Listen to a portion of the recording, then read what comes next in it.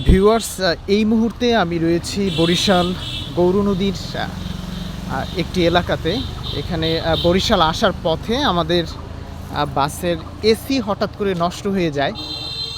তখন এই রাস্তার ধারে আমাদের বাসটি থামিয়ে দেয়। তখন এই সুন্দর জায়গাটি আমার চোখে পড়লো, তো চিন্তা করলাম আপনাদেরকে একটু দেখাই। এটি হচ্ছে এখন যেই একদম বরিশালের খুব কাছে, বরিশাল শহরের কাছে গৌরনদীতে অবস্থান করছি। এই যে এখানকার একটা গ্রামীণ মায়াময় যেই স্নিগ্ধ একটা বিকেল রয়েছে, সেটি আপনাদেরকে দেখাচ্ছি। সামনেই দেখা যাচ্ছে বিস্তীর্ণ ফসলের ক্ষেত।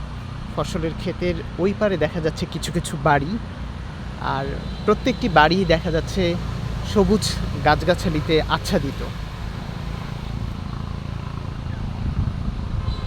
ঠান্ডা বাতাস বইছে। আসলে যে জায়গাটিতে প্রচুর পরিমাণে গাছগাছালি রয়েছে সেখানটায় গরম খুবই কম লাগে। এই জন্যই বলা হয় বেশি বেশি করে গাছ লাগানোর জন্য।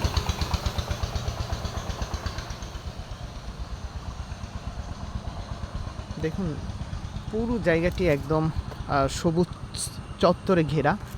আর এই পাশে একদম ঢাকা বরিশাল রোডের সাথেই একটা ডোবা দেখা যাচ্ছে।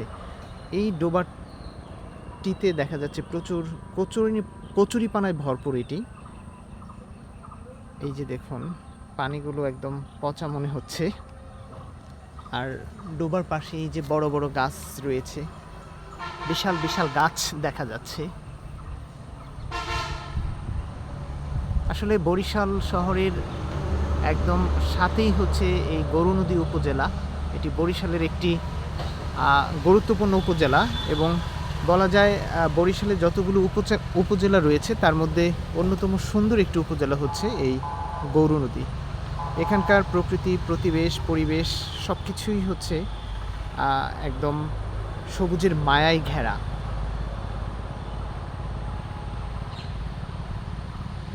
দেখুন কি একটা সুন্দর ভিউ।